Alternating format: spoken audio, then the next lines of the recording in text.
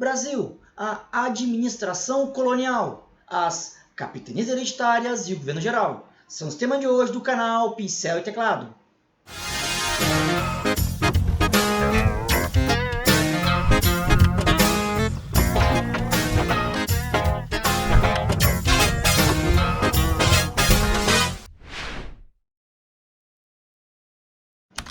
Fala galera, beleza? Nessa parte da aula de administração colonial, vamos falar sobre os motivos que levaram Portugal a querer ocupar o Brasil, a expedição colonizadora do Brasil e as capitanias hereditárias, ok? Então vamos lá, começando com quais foram os motivos, quais foram as causas que levaram Portugal a querer colonizar, ou seja, ocupar o Brasil. Então, o primeiro deles, declínio do comércio com as Índias. Pessoal, veja bem, o comércio de especiarias entre Portugal e as Índias era algo extremamente lucrativo para Portugal. Para ter uma ideia, a primeira viagem de Vasco da Gama, em 1498, gerou um lucro, segundo alguns relatos, de 6.000%. Mas, com o passar do tempo, outras nações europeias, ao começar a promover as suas expansões marítimas, também começaram a competir com Portugal com esses produtos. Resultado, a médio prazo, o lucro vai caindo.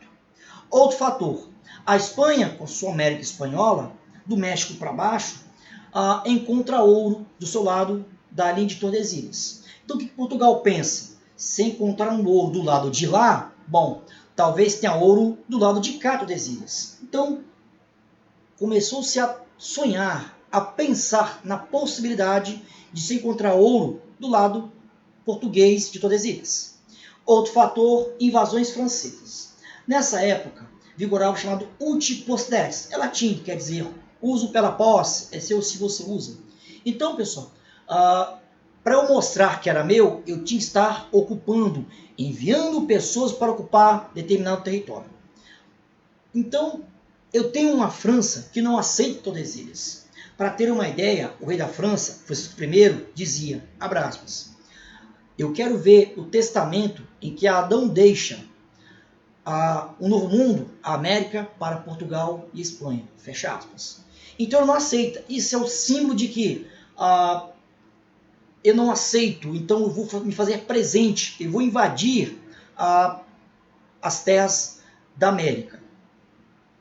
Aí, o pontapé inicial, nós teremos a expedição colonizadora de Martim Afonso de Souza.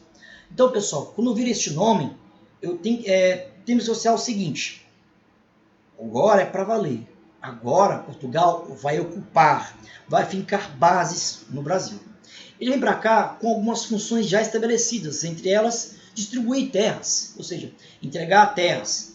Como o Brasil tem muita terra, e eu preciso de convencer as pessoas a virem para o Brasil e a ocupar as terras, então eu vou distribuir, vou doar terras, ok? Outra missão, expulsar os estrangeiros, principalmente os franceses. Não que eu não tenha outros povos, eu vou ter ingleses, eu vou ter holandeses, que se farão presentes o tempo todo no Brasil, mas os franceses são a maior ameaça. Outra coisa que ele faz, ele funda a Vila de São Vicente, para muitos a primeira vila do Brasil. E nessa mesma vila, ele inicia o cultivo de cana-de-açúcar. Lembrando, a cana não é originária do Brasil, tá? Ela é da Ásia e foi sendo trazida ao longo dos tempos até chegar e se adaptar muito bem ao Brasil.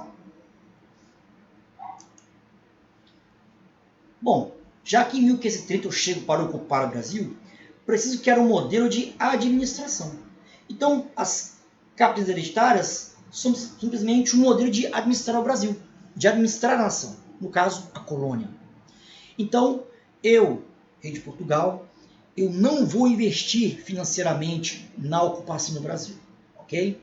Como isso fica claro? Observe a charge, por favor, que eu tirei de uma prova. O cara diz, mas o Estado não vai entrar com uma graninha? Seria o donatário. Ou seja, a coroa portuguesa ela não investiu dinheiro. Aí o funcionário real diz, negativo, estamos destatizando o Brasil. Resumindo a obra. Eu, o Estado português, eu não vou investir na ocupação. Não vou investir na ocupação, na colonização. Vou passar para particulares.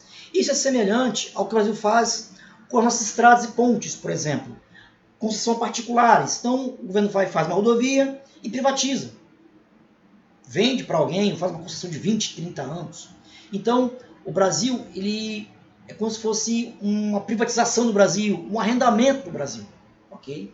Então, o donatário, quando recebia a capitania, ele recebia duas cartas. A carta de doação, que confere a posse. Ter a posse não significa ser dono. Ok, gente? Então, como é que funcionava? A colônia é dividida em 15 lotes de terra, do litoral para Tordesilhas, como vem no mapa aí. Então, a carta de doação confere a posse. Eu vou exercer as leis, ser a autoridade máxima, mas eu não posso vender a capitania. Não posso doar a capitania. Eu posso doar pedaços de terra, mas nunca toda a capitania. A outra carta que ele recebe é a carta foral, que estabelecia direitos e deveres. Só lembrando para vocês, e resumindo tudo, os direitos e deveres eram bons para a coroa e ruins para o donatário. Por quê? Todo o custo da empreitada era do donatário e todo o lucro era para a coroa.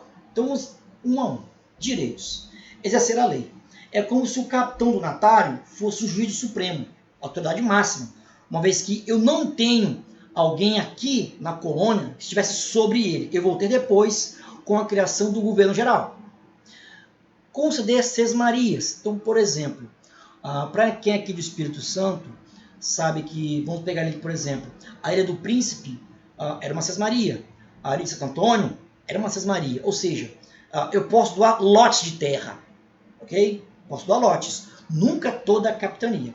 Criar vilas. Eu preciso dinamizar a ocupação e a vida aqui na colônia. Então, eu crio vilas. As pessoas vão vender seus produtos, vão socializar, vão à missa. Parte dos lucros. Tudo que eu lucrar aqui não é só meu, mas também não é só do rei de Portugal. Então, o que eu lucrar tem direito a uma parte e enviar outra parte para o rei. Administrar, como se eu fosse aqui nesse momento o presidente da minha capitania. E escravizar indígenas. Nesse caso, muito atentos. Por quê? Eu posso escravizar indígenas? Não. A única exceção era na Guerra Justa. Como assim? Se eu resolver catequizar o indígena, ou jesuítas, que vou chegar daqui a pouquinho, resolver catequizar o indígena, e esse indígena se recusar a aceitar a catequese, posso escravizá-lo. Posso fazer a guerra justa. O índio se recusa a ser catequizado. E a outra exceção, se esse índio fizer constantes invasões às minhas fazendas, se ele invade minhas fazendas, ataca meu gado, ataca minha lavoura, mata meu pessoal, posso escravizá-lo. Então essas são as exceções que se pode escravizar o indígena. Fora isso, não podia. E quais os deveres?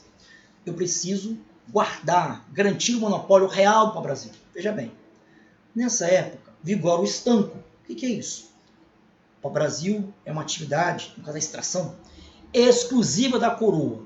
Então ninguém mais poderia extraí-lo, a não ser que, como vimos na aula passada, essa pessoa conseguisse um contrato de extração, um contrato com a coroa. Coroa, vou te pagar aqui tanto valor e vou ter uma permissão de 1 ano, 2 anos, 10 anos para extrair para o Brasil. Então a coroa liberava o comércio para o Brasil desde que ela recebesse por isso. E o dever dele, o quinto, todos os metais preciosos, principalmente o ouro, eu teria que entregar 20%, ou seja, a quinta parte de ouro para o rei, enviar para Portugal. Sempre faziam isso? Não, isso aqui é Brasil, gente, mas teria que enviar. E 10% dos lucros da terra.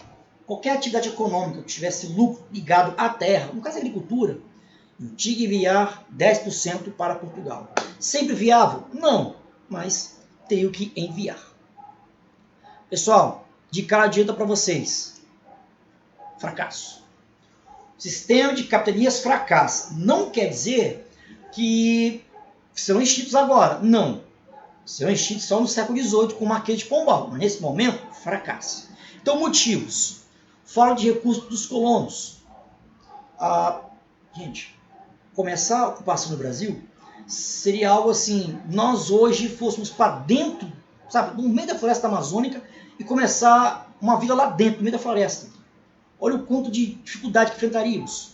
Então imagine isso no século XVI.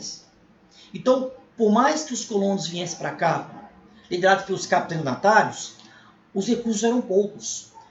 Doenças, animais, índios. Então, eu falo de recursos. Isolamento das capitanias. As capitanias não dialogavam entre si. Então, muitas vezes, a distância da colônia com a metrópole era longa. Às vezes, eu demorava entre 30 a 45 dias da colônia até Portugal. Então, se precisasse de alguma coisa, eu não recorria a outra capitania, até porque ela não tinha recursos. Então, capitanias isoladas, ou seja, muito longe da coroa. Então, às vezes, eu fico muito tempo para ir até Portugal, conseguir recursos, até falar com o rei e, em seguida, voltar. E muitas vezes, vinham com poucos recursos. Revoltas indígenas. Pessoal, muitos índios não aceitam o homem branco. O índio, principalmente o botocudo, ele vê o homem branco como invasor. Chegou ao ponto de Dom João VI, em 1808, decretar guerra contra o indígena. Lembrando, decretar guerra era entre nobres, entre nações civilizadas. Nunca declarar guerra, oficialmente falando, contra o indígena, que é visto como inferior. Então, muitos indígenas não vão aceitar e vão destruir várias vilas aqui no Brasil. E dificuldades com a lavoura. O que vai acontecer? Nem todas as capitanias vão se adequar ao cultivo da cana-de-açúcar. Então, pessoal, resultado, das 15 capitanias, apenas 12 serão ocupadas. Mas das 12, apenas 2 vão prosperar nesse modelo de capitanias e vão dar lucros com a cana-de-açúcar. Então, devido a esse cenário, qual é a solução? Criar o governo geral, que seria isso aqui, gente. Estão observando? Ok? Mas isso será assunto da próxima aula, ou seja, a parte 2, gente. Então, paro por aqui. Agradeço a atenção de vocês. Pedir um favorzinho a vocês, se inscrevam no canal e dê uma curtida. Beleza, gente? Valeu, até mais.